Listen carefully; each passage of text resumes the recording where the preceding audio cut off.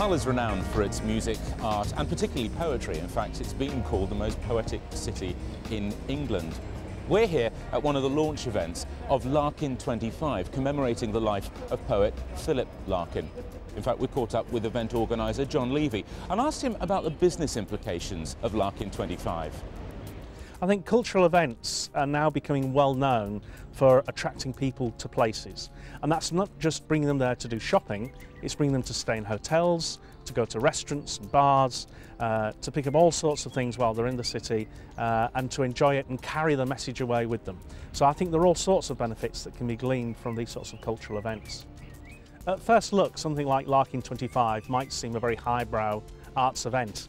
But in fact, it's engaging a whole range of communities, and there are parts of the festival which are definitely aimed at the public and bringing visitors to the region. And that's one of their main drivers, is to bring visitors to the region to drive economic spend. And without that, these festivals are really no more than just a bit of a wish list of activities. And so people are focused on that, and we've certainly been working with the organisers to try and make Larkin as successful as possible across a broad range of people and to bring visitors to the city, to get them to come from far and wide and even overseas to sample what's going on. But where do art and culture overlap with business? Well, two major events were staged in Hull in 2009 and both had a pronounced effect on the city. The Freedom Festival is an annual two-day spectacular featuring hundreds of high-profile acts on several stages throughout the city. It attracts around 150,000 people to the city centre and has a huge effect on the retail sector. Mike Kaloran, manager of the Prince's Quay Shopping Centre, tells us about the effect it had on retail trade. It was good because it spread the event out. By having it in the three venues, you know, Queen's Gardens, City Square and Humber Quays, it meant they were moving around all through. And it was superb for all the traders. They've got a distinct benefit. Some traders, you know, doubled and trebled their weeks.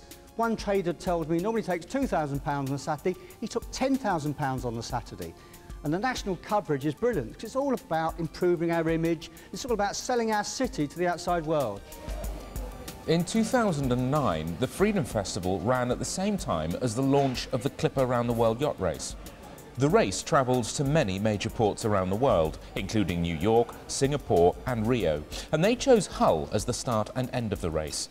Here's John Levy again on the business impact of staging a major international race event in Hull. I think large events, such as the events we saw with Clipper and the Freedom Festival, first of all, they put the city on the map, which is important for everyone. They also demonstrate that Hull is capable of holding a major event like this, which is tremendously important. It puts us in the league of the other big cities around the country. And for example, in such things as recruitment, the fact that the city is known, it's seen to be a place that's buzzing, there's activity going on, it's got a great lifestyle, all those things help to bring people to the city, and for a lot of companies that's very important. On the other hand, if you're doing business around the city, it also means that people think of Hull in a positive light. Oh, that was the place that did this or did that, held the Clippers. That's really important, and I found that as I travel around the country and actually the world, that people are getting to know Hull for these types of events and not for the old stereotypes. More people want to come to the city and hold their conferences here. We've seen a number following the whole Clipper and Freedom events. You know, people finding, well, Hull, I didn't know it was like this. We're going to bring our event here. And there's a number of conferences already taking place over the last few months and more in the pipeline. So I think we can only benefit from these types of events, grow the conferencing facilities that are here and see that become a really important sector for the city. We also caught up with sailing legend Sir Robin Knox-Johnston to ask him how Clipper had been received by the city. Quite honestly, we've had fantastic support, not just from the city of Hull, but from Yorkshire forward, and that's extended into people in business as well here. There's an enormous enthusiasm.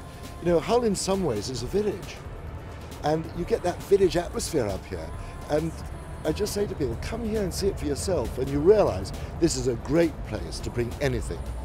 Another passionate advocate of Hull is property expert and TV presenter Sarah Beanie.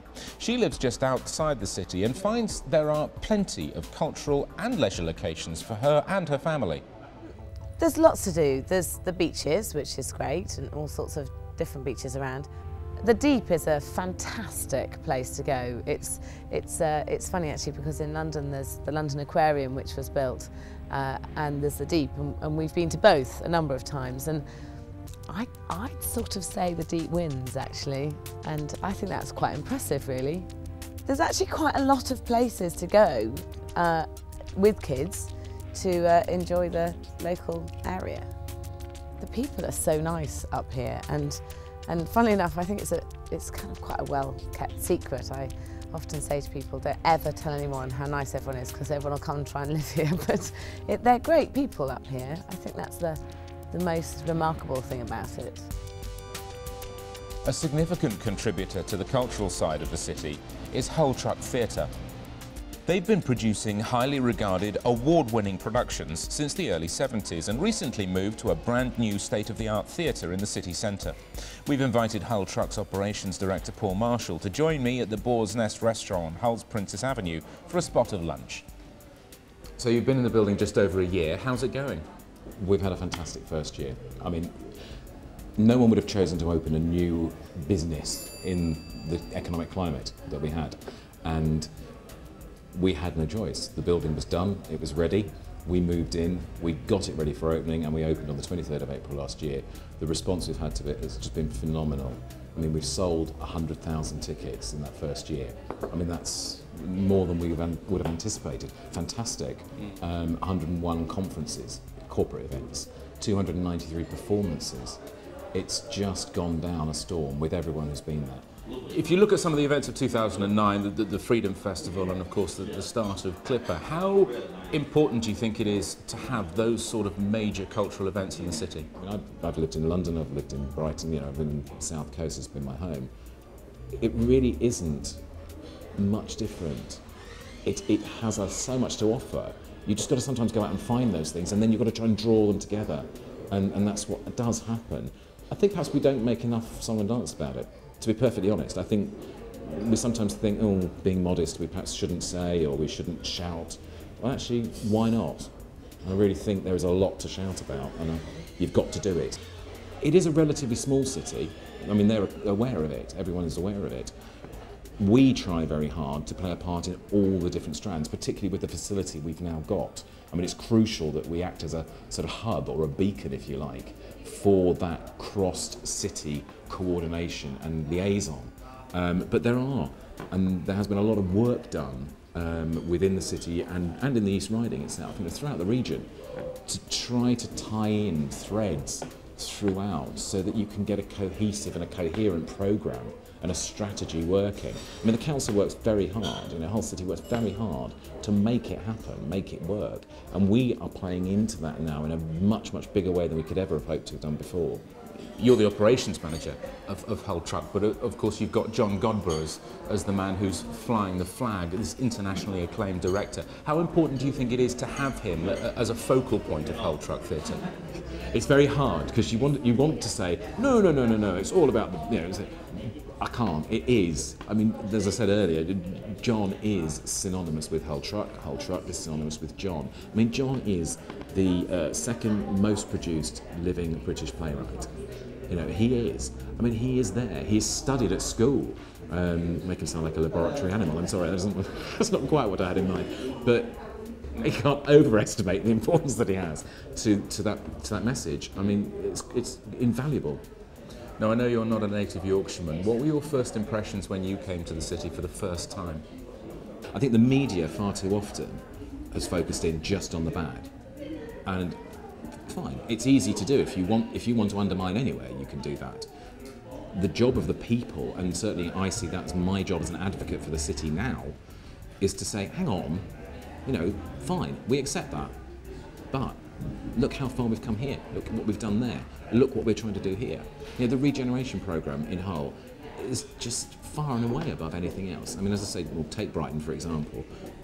Faded grandeur. There's nothing like the same sort of level of investment or movement forward, regeneration. And Hull's got that. Have you seen around the area what there is to go and see and do and be? I mean, it's just incredible. I mean, I love this area. I mean, I'm used to water, being Brighton, I mean, I'm used to the sea. I mean, I've just got the Humber here. I'm used to greenery and South Downs, well, the Wolds, whichever. I mean, it's all a balance for me. There's urban, there's rural, it's there. I mean, you couldn't really want much more of a balance. What sort of reputation do you think Hull has as a city for its entire sort of culture and leisure industry? You'd hope there'd be a symbiotic relationship between the two. I mean, the more you can generate in terms of wealth, income, leisure time, then hopefully people will spend it in cultural pursuits. I mean, one of the goals that we have, and I know the city does as well, is participation in the arts and getting people involved in whatever, doesn't matter what aspect. There are so many strands. It's just getting that involvement. And you can't do that until people feel comfortable and confident in themselves and their lives that they can invest time, energy, money in these other things. So yes, the two things have to spring off each other.